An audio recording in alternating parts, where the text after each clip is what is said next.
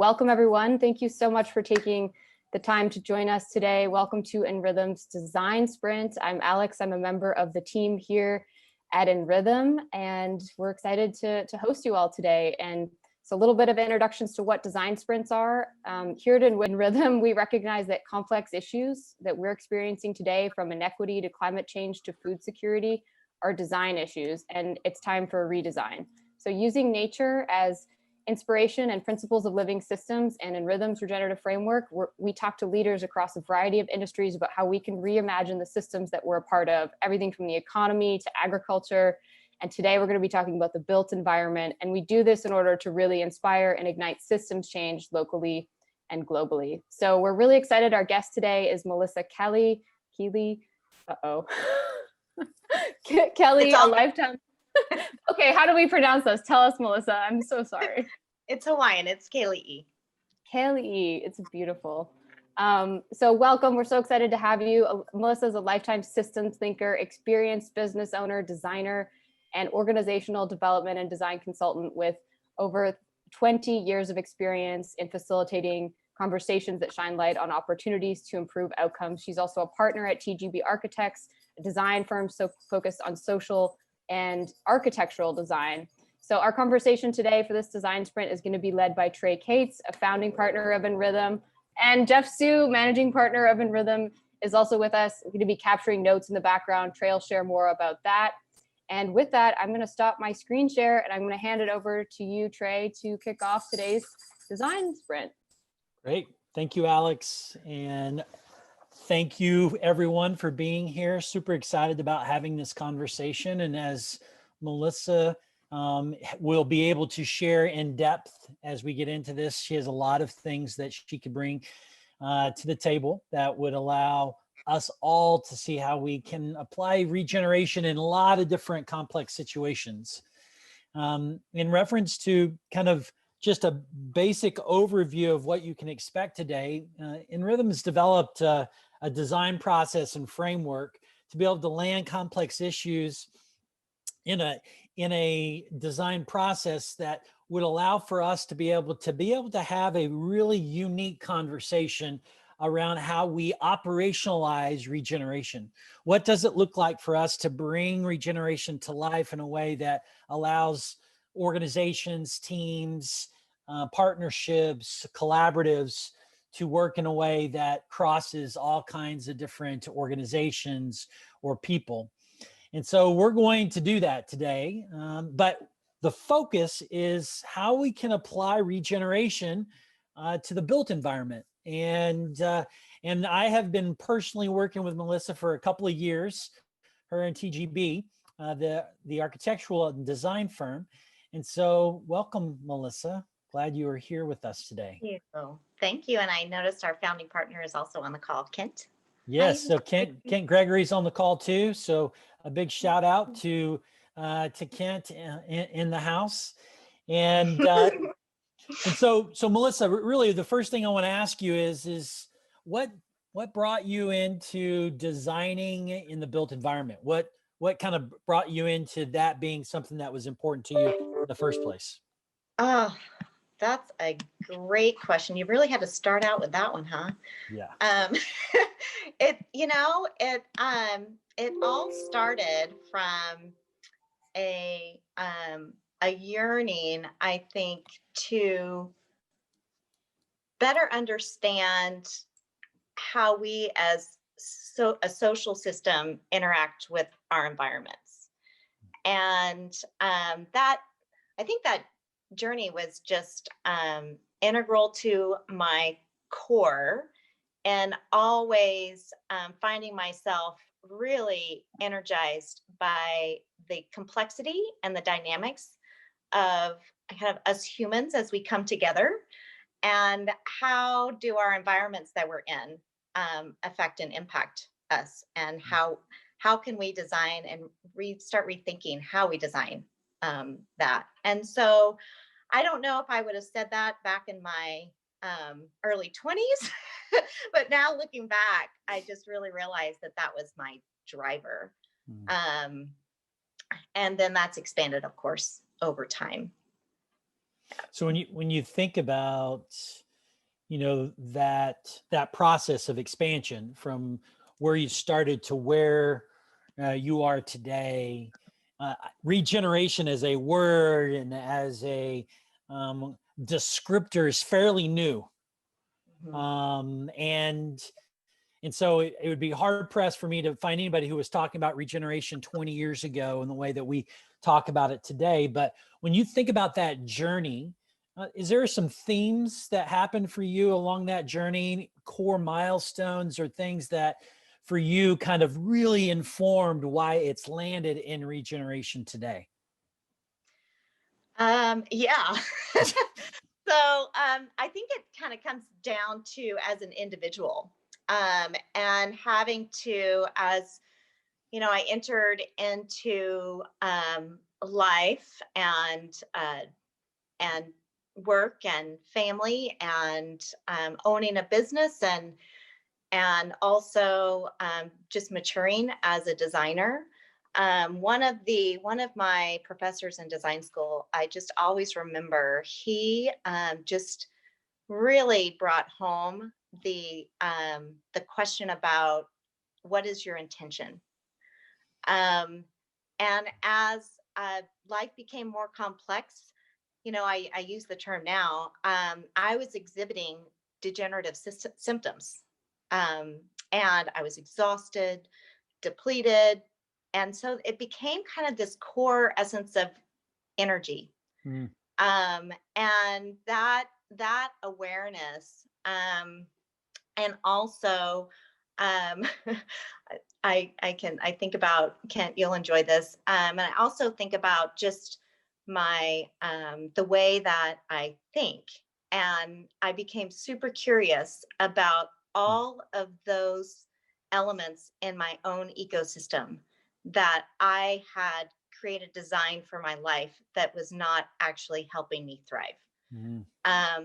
And so I think that process was a long time coming. And I think as we get older, we really start trying to figure out this energy puzzle.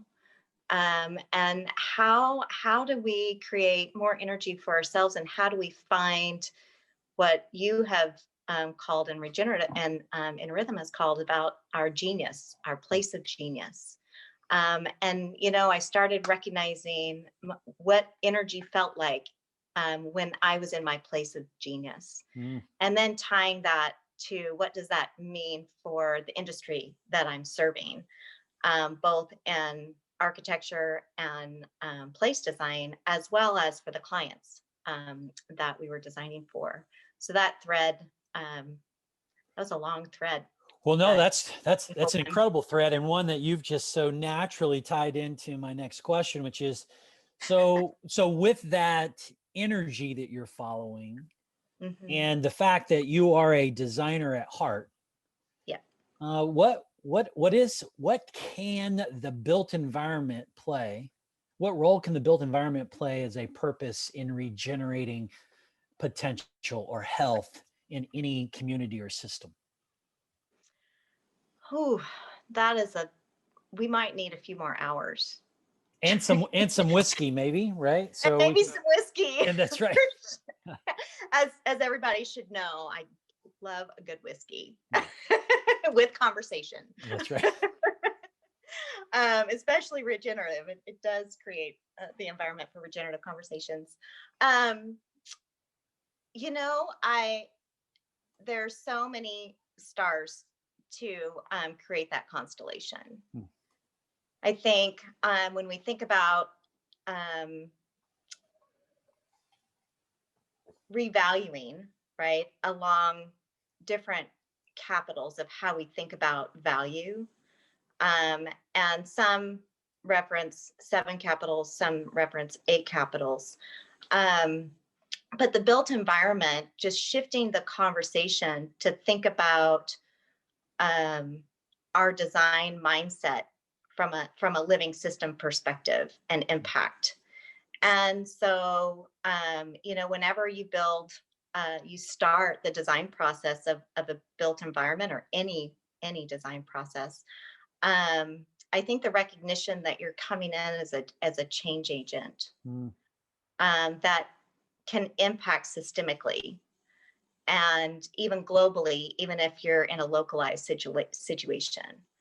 And so those, I'll name 7 of those capitals: human capital, social capital, intellectual capital, gonna blank now, financial capital. Kent, you might have to come in, and nature capital, political capital. Am I missing one?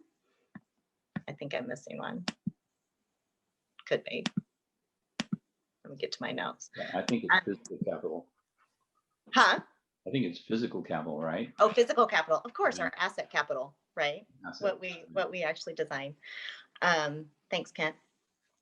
So that changes the conversation from designing a physical environment that has an ROI financially as an investment to how do we bring a collective together, a diverse group of people outside just the architectural and engineering and construction industry, to start thinking about what do we as designers and architects and engineers, how do we need to think differently?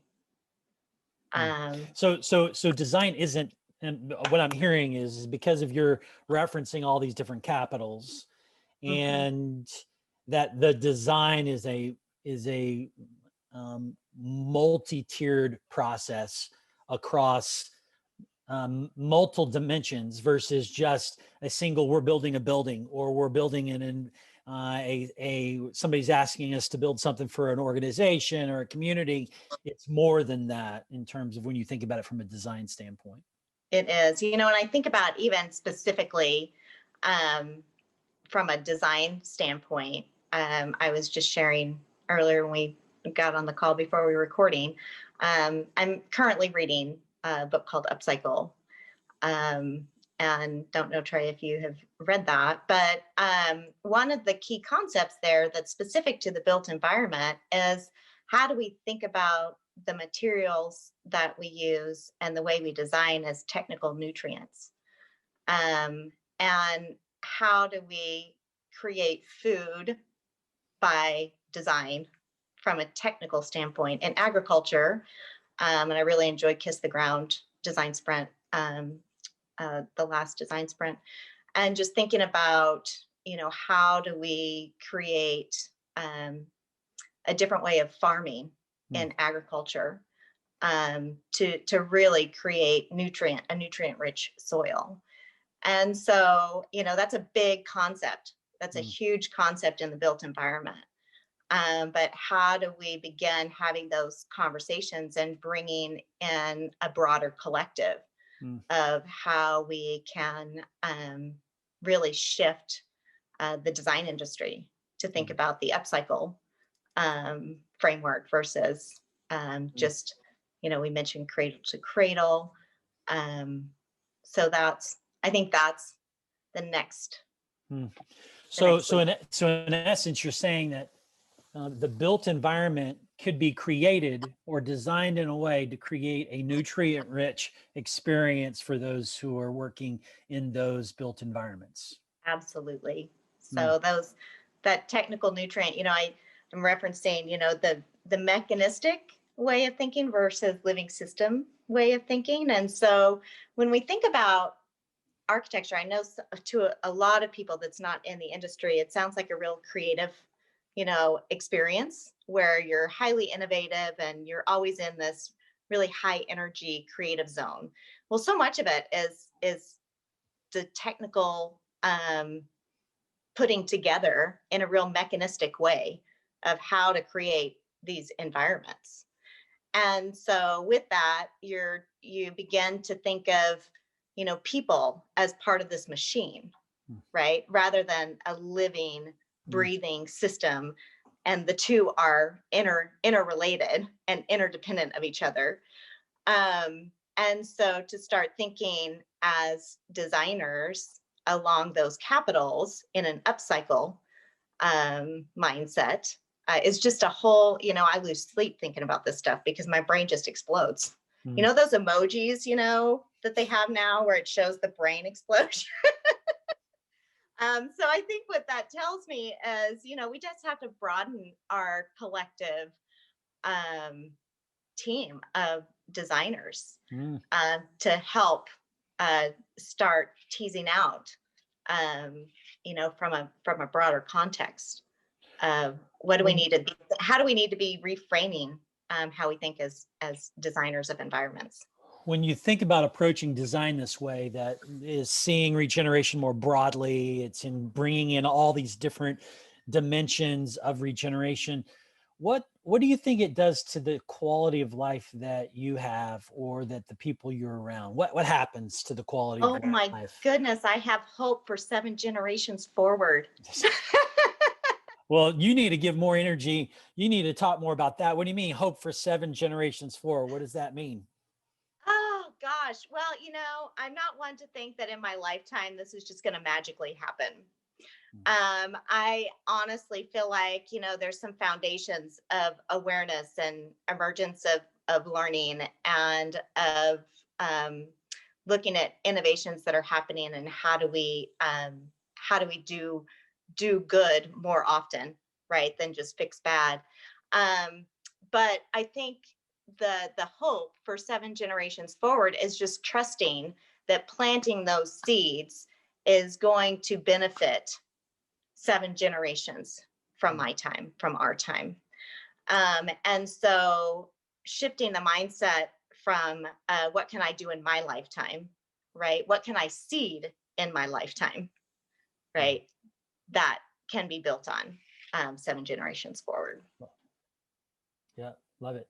When you think about, as you were thinking about the framework that nRhythm's developed, we talk about that context, which you're describing, which is deeply intentioned, quality of life enhanced, and the ability to bring a real why to the work that you're doing from a design standpoint. We then talk about this idea of health. And when we're bringing design in, that we're bringing design in such a way that it will enable the conditions for things to emerge that could be greater than what we could have imagined. When you think about designing regeneratively within the built environment, what are healthy conditions? What does that look like in the built environment? Oh goodness, another big question. Well, I think one, what does it look like in the built environment?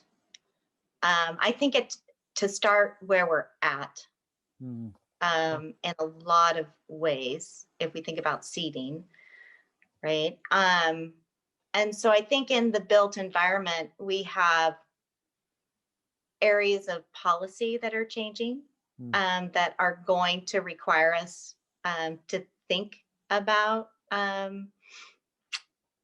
carbon neutral buildings. And there's a lot of teams and people that are just highly knowledgeable of the how to do that. But I think beyond that, and beyond just the built environment itself, I think the work is on us as individual designers. And until I started to experience as a person and as a designer what that experience was, that brought energy flow and increased creativity in myself and in teams and in partner conversations. That is, I think that energy flow and that heightened level of creativity and heightened level to have bandwidth for those innovative conversations, that ability to be open and ask really great, curious questions. And also what I love about the framework is it gives us it gives us pause to ask very purposeful questions that can impact not just the design of the environment, but impact how we are in that environment, how we want to design our organizations, what needs to die, right? I mean, the life cycle conversation, what needs to be birthed, what is really working that it needs to decay and recycle back into what we're doing, but maybe show up in a different way. And so I think in the built environment, in order for us to start really stretching our thinking of what those environments are and what we even mean by built environment, is it a building? Is it a city? Is it a town? Is it a community? Is it a park? Is it what are those things? And when I think about built environment, I think about it more as what we're also calling placemaking. And how do we incorporate placemaking in those conversations? So we're leaving space, which I love about the regenerative framework, is to define what that quality of experience is. What are those behaviors? What is our purpose? What are, when we think about health and our supporting environment, how do we share information? How do we communicate? How do we create nodal networks? And then what structures and strategies do we need to think about that are very different than the way we're creating those experiences now? And so it's definitely at an individual level, a group level, an organizational level, a government level. I mean, it what I love about the framework is it's scalable. Awesome. So what I'm hearing you say is it's all about people, and you're engaging them. In particular, it could be, like you said, all kinds of different place-based activities, but it's really around what it's giving them in energy versus just the built environment. How difficult has that been to have conversations with people that, hey, we're here to help create energy in your environment, not just to build a building? How difficult of a conversation has that been? Well, I think it's been on us as designers to figure out how to design those conversations, because it's not a mainstream conversation. It's not one that I would say people are knocking on our door to have. And so I think, Kent can probably add to this. It's been, I would say it's just been an area of growth as facilitators of conversations. And that is a design experience all in itself. You might have a 1-hour conversation that takes you 20 hours to design.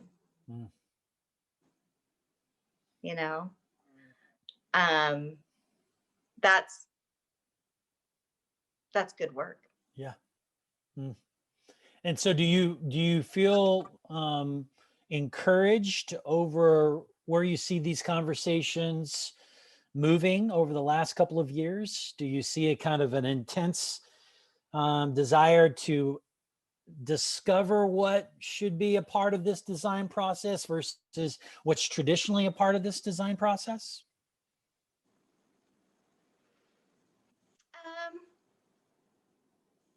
Yeah. So restate that for me. Yeah. Do you feel like there's energy around a different discovery or different design today than there was even a couple of years ago? Yeah. Yeah.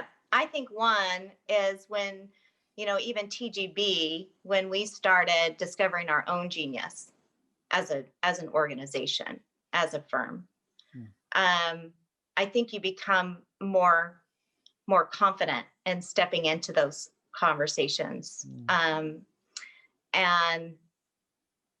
cultivating rather than having conversations. Mm. And so I believe just in cultivating those conversations, the receptivity and the curiosity is growing. Mm. And then, we have, as an organization, right, we have just embarked with nRhythm on redesigning our organization, so that just including our staff and our network in that process just really increases the energy and the awareness and the knowledge and the desire, right, to be part of that. If only because you feel it, but there might not yet be quantitative information, right? And what I do appreciate, and I know you guys are expanding the organizational health index. I love that as a quantitative measure, right? That you can now include your network in. And so that in itself creates a common ground. When you think about, one of the things I'd like you to share about with those who've come here that may have some experience in the built environment, even as an architect or as maybe a landscape designer or whatever it may be, what process do you take someone through that connects regeneration to what they are designing? What are some, you've shared a little bit of kind of this creative process. What are you doing to help people connect with that deeper discovery versus just, hey, I got to build something and let me build it and move on to the next thing? Yeah, so in our industry, I think the good bridge between the regenerative framework and what is industry known is it's a design thinking process. And there's different ways that people describe that, and different steps along the way that people describe. I think IDEO wrote the book on it years and years and years ago. And TGB has simplified it in a way that frames the conversation to rethink. So if we're coming to a built environment, a potential built environment project, and oftentimes there's tactical metrics, like you start with the metrics first. And so to pause and not jump to the outcome, right? But really start rethinking and using the regenerative framework to help us do that. And then revaluing, right? Let's redefine the value, the return on our investment in a systemic way, and look to the 8 capitals to really start thinking about the value that we want to bring, not just for the specific project, but it could be organizationally for the project itself, the built environment, the team, along those capitals. And then start reimagining what the outcomes we want to see, and how to then start creating that and implementing that. So it's a process, right, with some clear structures and activities built into that to help us get from one thought of this is what we need to really go, oh wow. So it's an expansive, that's really not what we need at all. Yeah.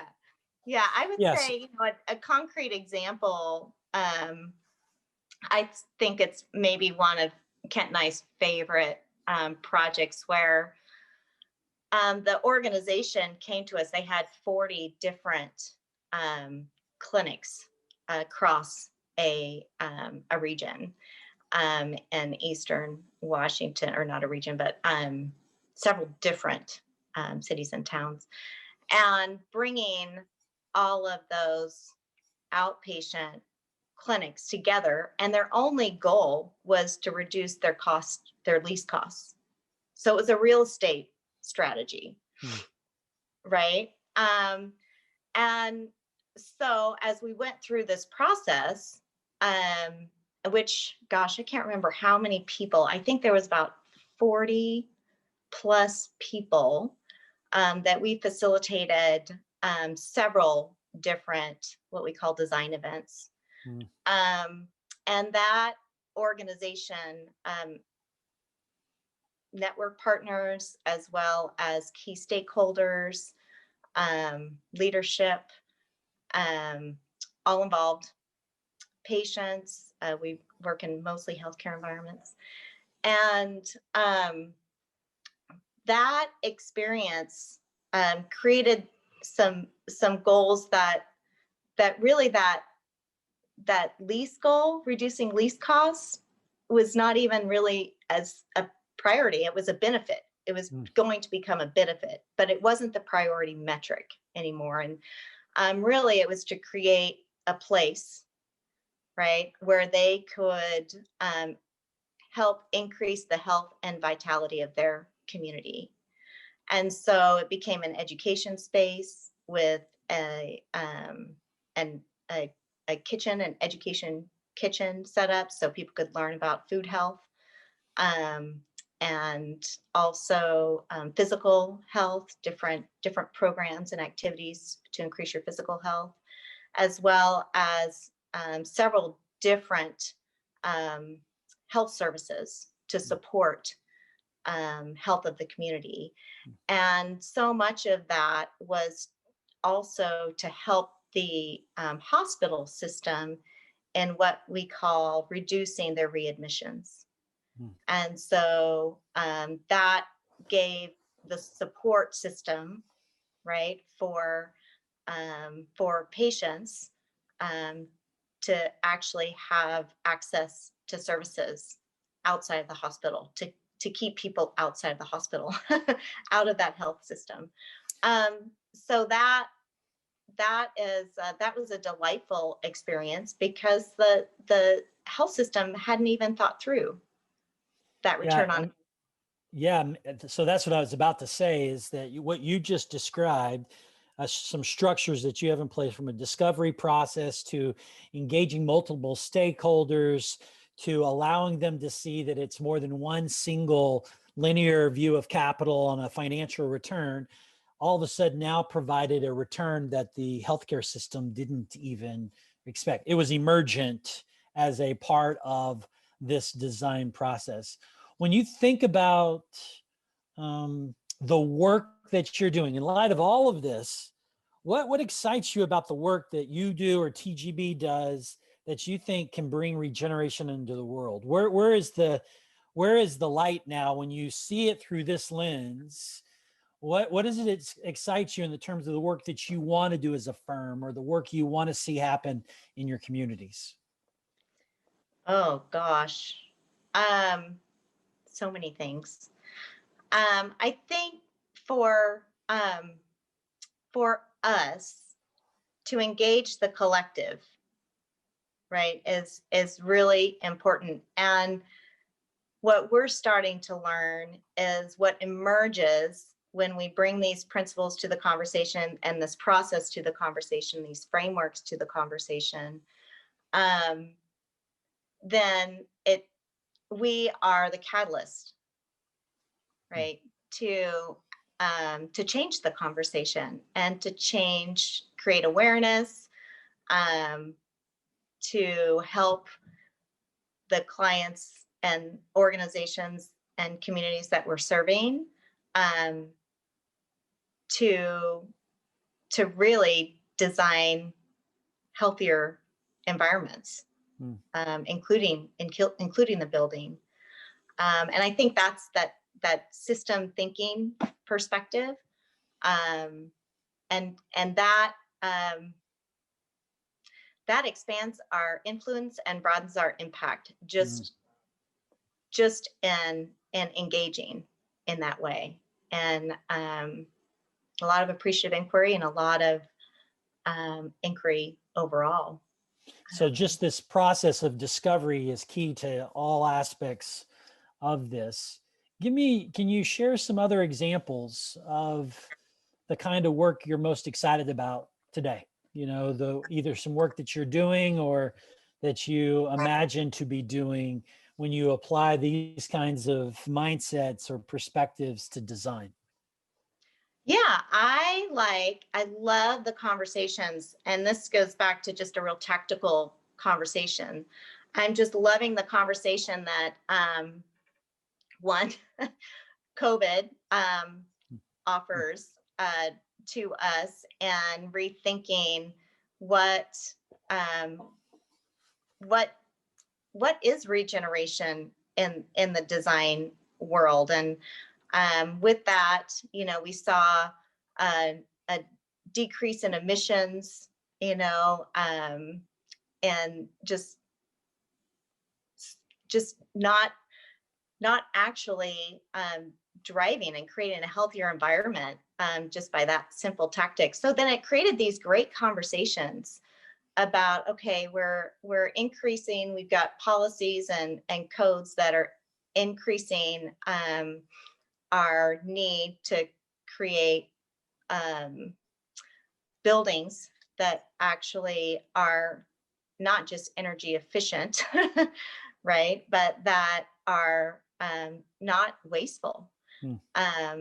And that increase in requirements and by jurisdictions and policies is helping us as designers really have to come together and think more creatively on how we successfully design the built environment. And I think just our awareness as a society is driving us to do that. And so I'm really excited, especially for our healthcare design work that is so critical and such a critical element in the health of our society. And also, we've talked about the capacity of our healthcare system, right? And the ability to serve and serve all in the way that needs to be served.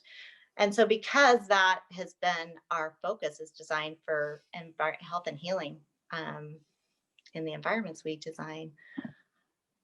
I think for us, I'm really excited to start moving into the work around living. How do we create those living places and those living buildings in real tactical, concrete ways, and also in just the conversations that we're beginning to have. So to design for living healthcare environments, living buildings, and living places, like to be part of, I don't know how many people are aware of social determinants of health, but bringing that to a real regenerative place where we don't have social determinants of health. We're just healthy. Awesome. I got two other questions, and then I'm going to turn it over to Jeff here. But I wondered if you could tell me a little bit about what could you imagine the behavior needs to be within an organization or a design process to ensure these outcomes? What are the things that you say, man, if you're gonna design this way, you need to really commit to these kinds of behaviors?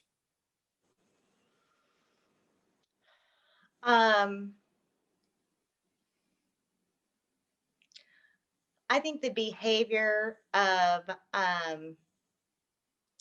what just came up for me as the behavior of really learning, of and experiential learning together around and assessing together what does degenerative mean for your organization? What does regenerative mean for your organization? If we're speaking of an organization, and then what does that mean for every person in that organization, as well as even scale it up, right? For your organization or your communities, for your region, for your nation, for your global impact.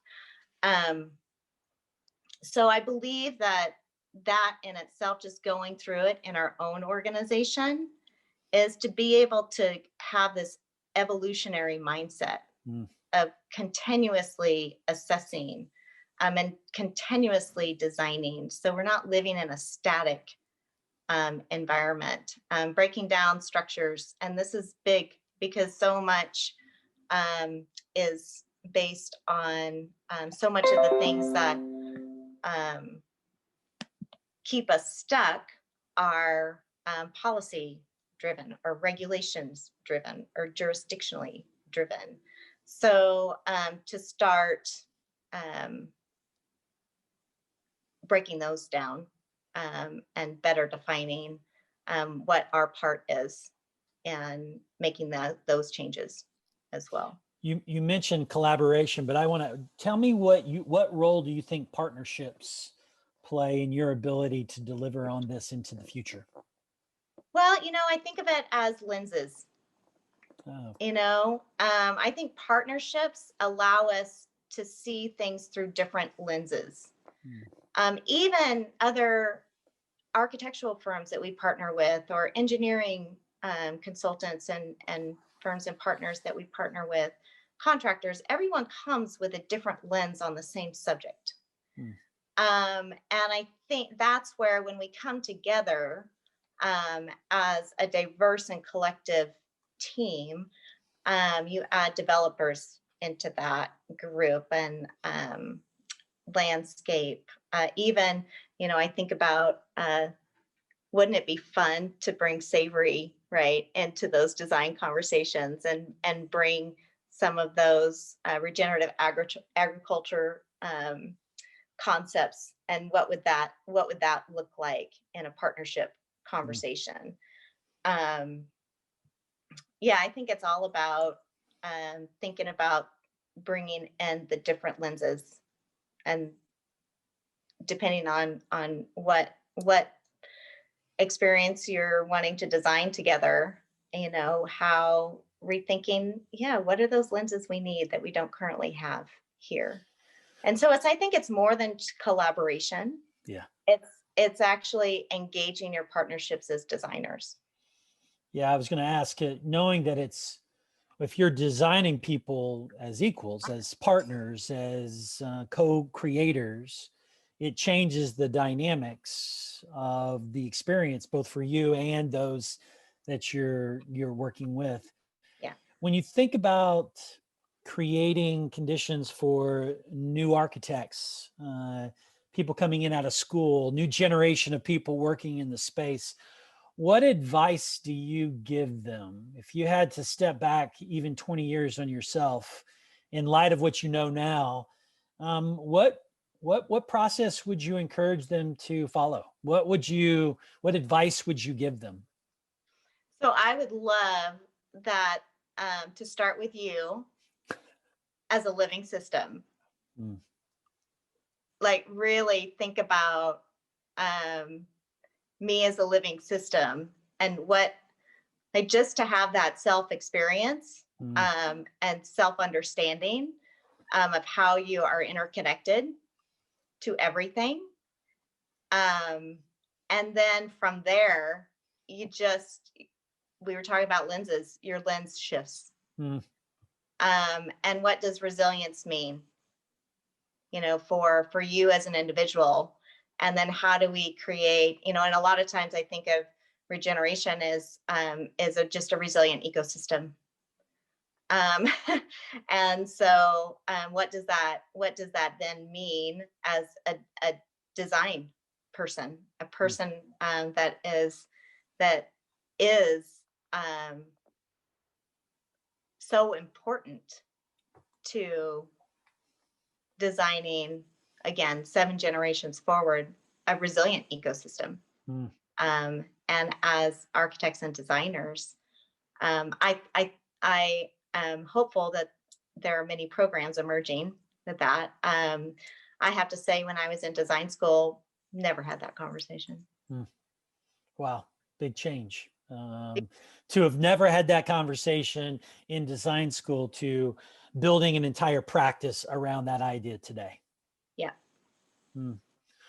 Well, thank you, Melissa. We're going to open it up. I'm going to let Jeff step in, because while she was sharing with us all this, we used the framework behind the scene as a way to begin to document some of her thoughts in a way that allowed us to be able to share it with you in a very structured way. So with that, I'm going to turn it over to Jeff, and Jeff may have some comments and some questions for you too, Melissa. So Jeff. Great. Hi, Jeff. Hi, Melissa. Thank you so much. I'm going to share my screen and I'm super excited. try to reflect Like- back what we did. Please jump in and say, no, I've got some other Love it. ideas or so. Great. So for those of you who may not be familiar with nRhythm and the framework that we're talking about, this is just a schematic of it. It is a design framework as we've used it today. It's an operational framework, a decision-making framework. And just at a really high level, it helps us conceive of any kind of regenerative project, whether that be an organization or a project, a community, and say that first and foremost, that's grounded in a context of some kind, that it is, which is defined by the purpose of that project or organization and what the quality of life we are trying to achieve while conducting that purpose. What are its behaviors that we are promising to be exhibit and expecting others to exhibit? And what are the nested systems that we are a part of?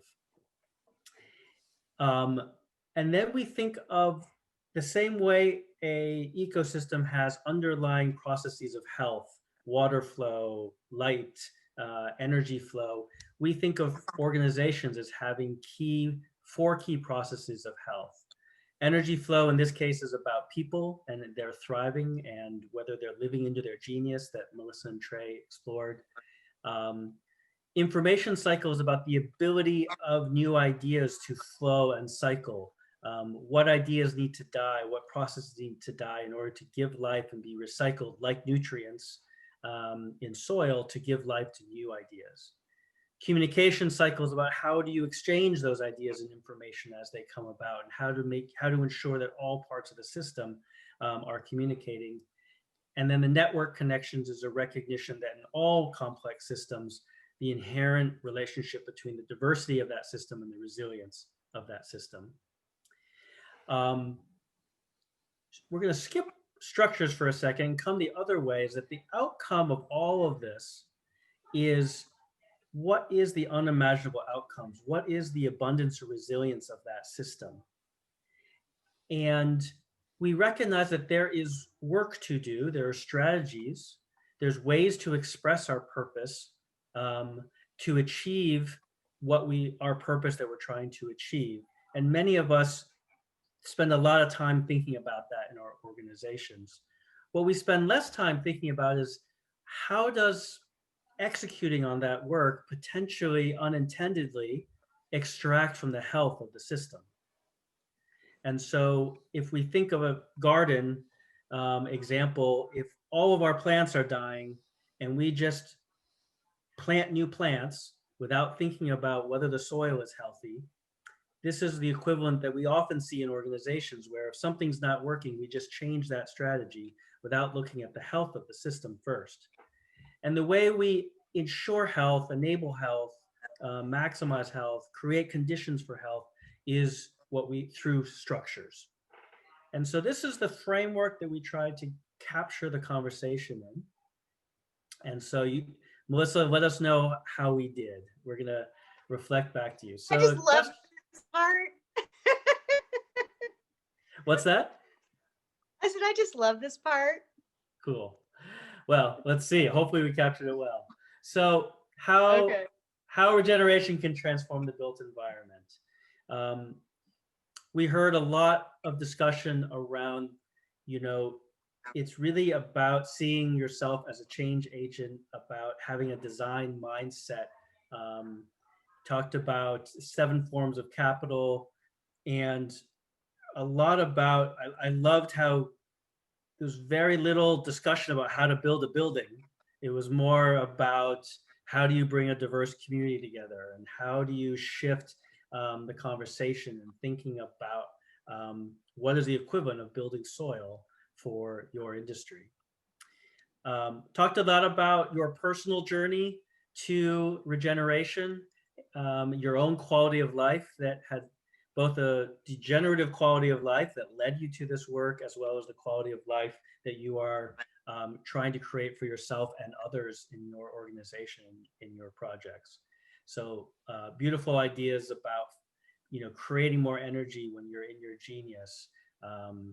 With a little bit of help from some libations here and there, and and thinking about the hope for 7 generations forward, emergence of learning, wonderful ideas. When we discussed, what behaviors are needed to achieve this purpose, express this quality of life, you talked about having an evolutionary mindset, about participatory assessment and assessing together and experiential learning. And then loved, you had a lot of reflections in terms of what are the systems needed, or what are the nested systems that are part of this, talking about broadening your teams of designers, as well as sort of what's needed as an internal change to be expressed in an organizational change, as well as expressed in your team and in your communities. When we looked at capturing ideas about health, what are the inherent ecosystem processes, of a regenerative built environment? Again, talking about the importance of understanding one's genius. We love this. You talked about how TGB as a firm became more confident when it discovered its own genius, and recognizing that it's not just about financial ROI, it's about the energy that is built with community in the work you do. In terms of information cycle, we asked the question, okay, so what ideas about the current system need to die in order to give way to life, to new things? You talked a lot about certain policy changes that need to die, but also the recognition of starting where people are at. That being able to ask this question of what needs to die, people need to know where they are and be able to let go of something. And then that gives space for, again, these idea of 7 kinds of capital, about seeing your role as a catalyst for a community versus just building something. In terms of maintaining relevant exchange of communication and information, you had some wonderful ideas about being co-creators with all stakeholders in a design project or in a building project, and what communication needs to flow, and what lenses, love this, what lenses need to be there that aren't currently there, right? Also ties in to the idea of how diverse is our network connections then? How do we create a design process that engages a whole diverse communities? How do we engage partners as designers? And again, the lenses comment really fits there as well. So skipping over a moment to your view of abundance. If people don't know, this is actually Melissa's spirit animal. It's this cat specifically. I had a feeling. Actually, I had a feeling. I was just waiting to see when she was going to show up. She just dive bombs every design sprint. I know. No, actually, just the ones with you. It's really connects to you. Got it. I love it. So, oh, you guys think this is fun. Beautiful ideas of what's emergent, what's possible, what's the abundant state. I love we love this statement that we don't have social determinants of health. We are just healthy, right? And beautiful ideas that all of this starts with the self, and what internal work and what internal mindsets need to change to really create and design this resilient communities and ecosystems. And then we captured ways that TGB, yourself, are currently engaging in this work. You mentioned this beautiful case study of this client that started with just wanting to reduce their lease costs, and recognizing what they're really doing is increasing health and vitality in their community. recognizing that you are really leading people through a design thinking process in your work in moving people towards a regenerative built environment. Lots of ideas about what you're excited about moving forward, systems thinking, the potential of healthcare, and then sounded like there's some work to do around changing policy to allow all of this to happen. Wow. And then we captured some thoughts about what are the structures that you are already there that's helping create this, or that you're also needing to create. So sounds like you're already informally or formally, allowing a structure where people can discover their own genius and cultivate. Love this, cultivate rather than have conversations, starting again with the self. You mentioned that TGB as a whole organization is going through a redesign, rethinking process of its organizational structure to be aligned with this work. And loved your reflections on, it sounds like this is like a really foundational structure for all of your work, is that you are designing the conversations you need to have to be able to do the work. And that a 1 hour conversation actually had 20 hours of design behind it to be able to shift someone from where we need a building and what's the financial ROI to, wow, what's really possible here in our work? What are we really doing for our community? So that is what we captured. How's that? What's your reflection on that, Melissa? I just love the translation. It's awesome. Oh my goodness. I love this freeform design sprint that's not freeform, but it feels freeform as a conversation. And I think it's just exactly, and it's just bringing home what our core belief is the richness of discovery when a conversation is designed with regeneration in mind and regeneratively, and it's just such a